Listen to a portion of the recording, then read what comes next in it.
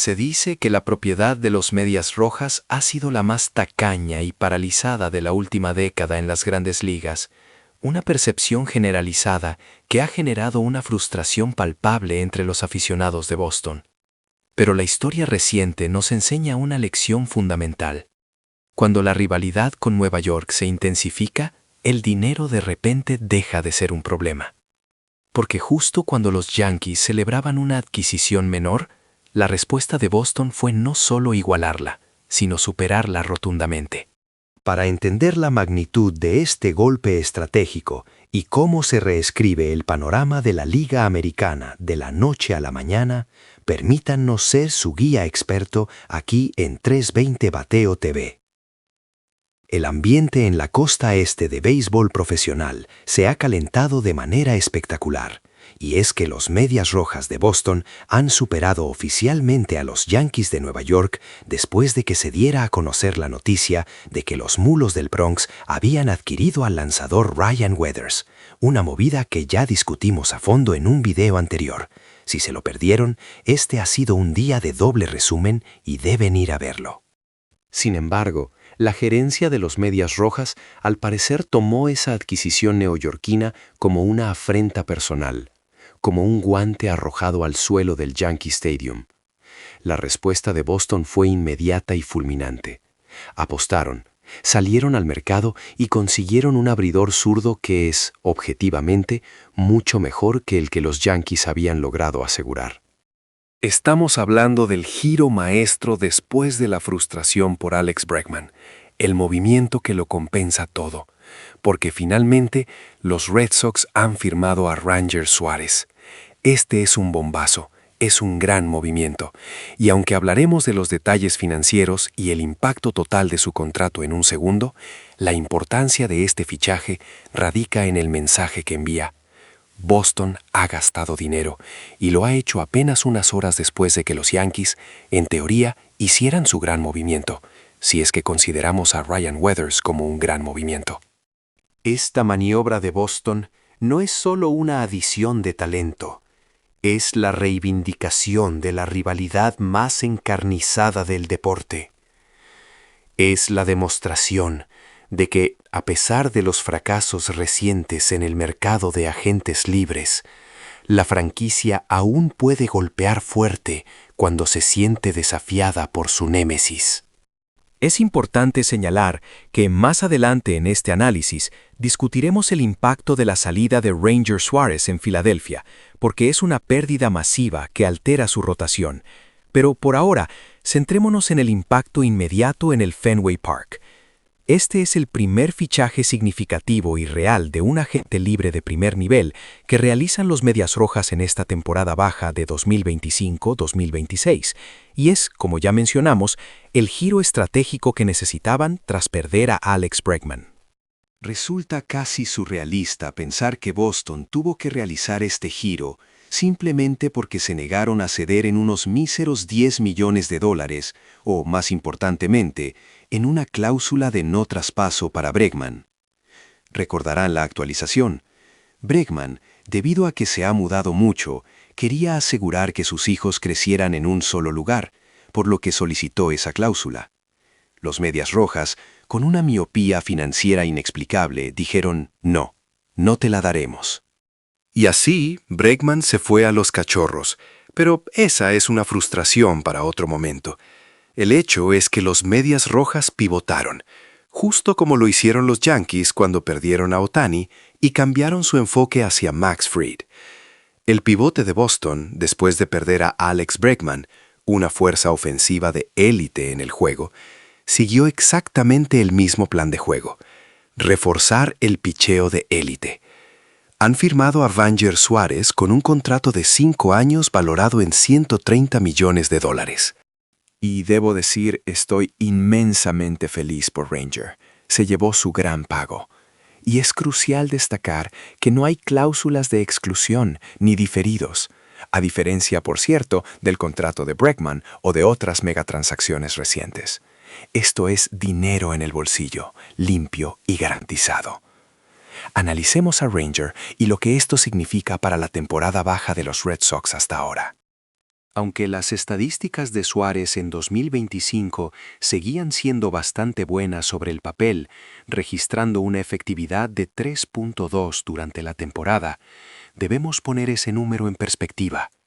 Sí, un 3.2 es muy bueno, pero en su primera apertura de 2025 permitió 7 carreras limpias, lo que disparó y abultó su tasa. Ese número estaba, en cierta medida, maquillando la verdad. De hecho, esa efectividad de 3.2 no era completamente indicativa de lo excelente que fue Ranger Suárez el resto del año. Tras esa explosión inicial de 7 carreras, Suárez mantuvo una efectividad de 2.87 en sus siguientes 25 aperturas. Es cierto que nunca será un lanzador de 11, 12 o 13 ponches por cada 9 entradas, pero tiene un repertorio sólido. No regala bases por bolas a nadie, evita el contacto duro y es uno de los mejores lanzadores de rodados en todo el béisbol. Y eso, damas y caballeros, va a ser crucial con el monstruo verde asomándose en el jardín izquierdo del Fenway Park. Si Suárez puede mantener la pelota en el suelo y evitar que lo martilleen, esto es una victoria mayúscula para los Medias Rojas. Todos sabemos que Ranger Suárez posee un cambio de velocidad increíble, pero su curva no es solo increíble, es élite, de clase mundial. Y lo que es aún más emocionante es ver lo que Andrew Bailey, el entrenador de picheo que ya ha logrado reestructurar la recta de Garrick Crochet y elevar su lanzamiento para que viviera en la mitad superior de la zona de strike, puede hacer con Suárez. Vimos el trabajo que hizo con Aroldis Chapman para mejorar la localización de su recta.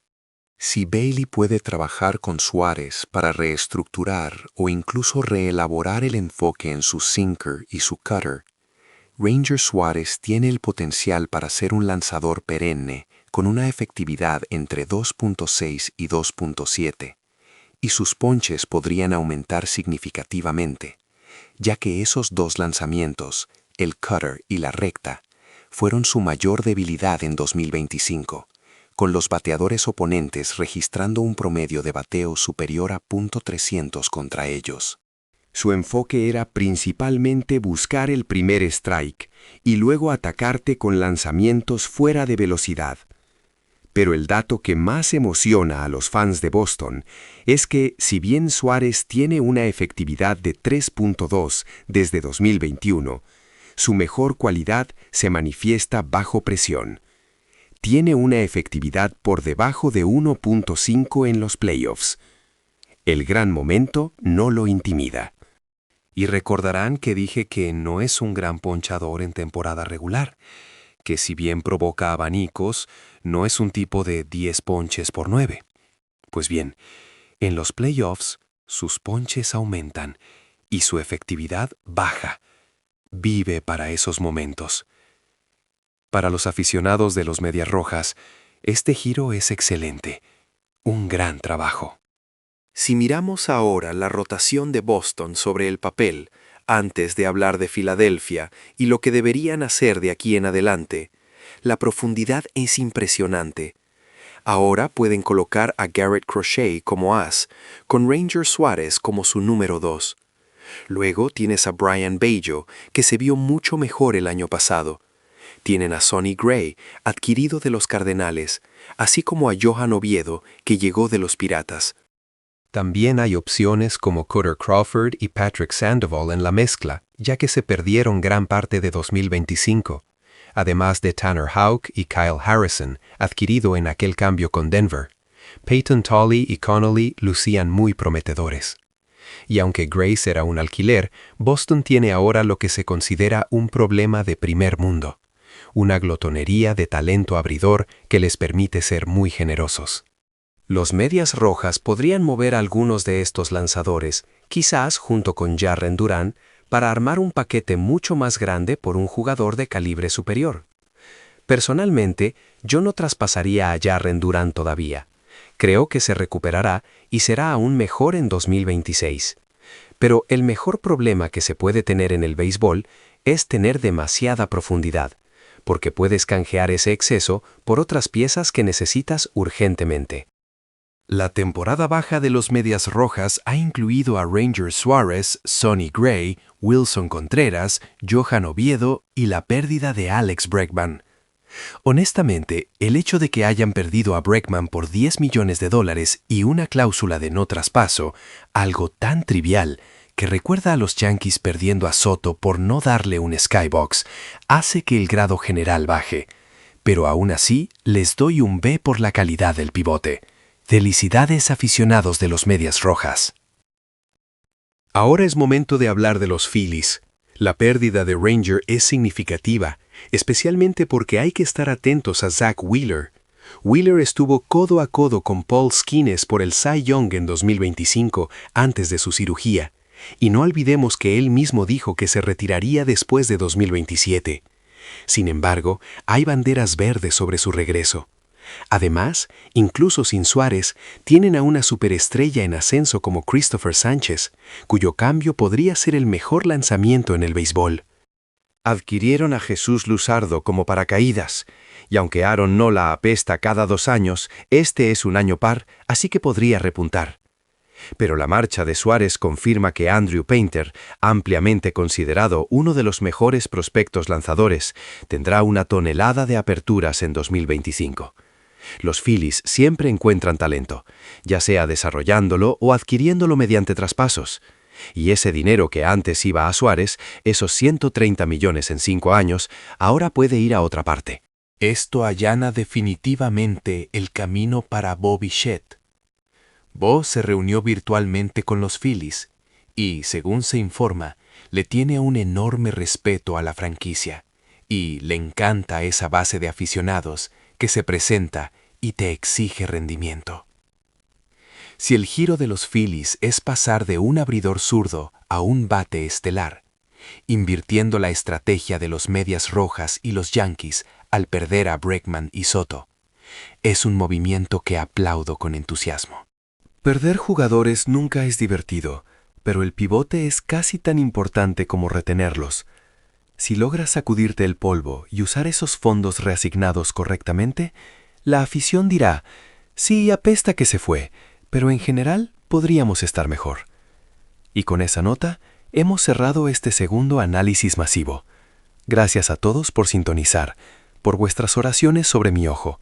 Mi cerebro se está acostumbrando lentamente a que mi pupila simplemente no funciona, pero amo hacer estos videos. El Spring Training se siente a la vuelta de la esquina. Dejen un buen like si disfrutaron del análisis. Compartan esto con un fanático que necesite entender el drama de la MLB. Suscríbanse a 320 Bateo TV para la mejor cobertura diaria y díganme en los comentarios, ¿creen que los Phillies conseguirán a Bo Bichette o deberían buscar otra estrella ofensiva con el dinero de Suárez? ¡Nos vemos!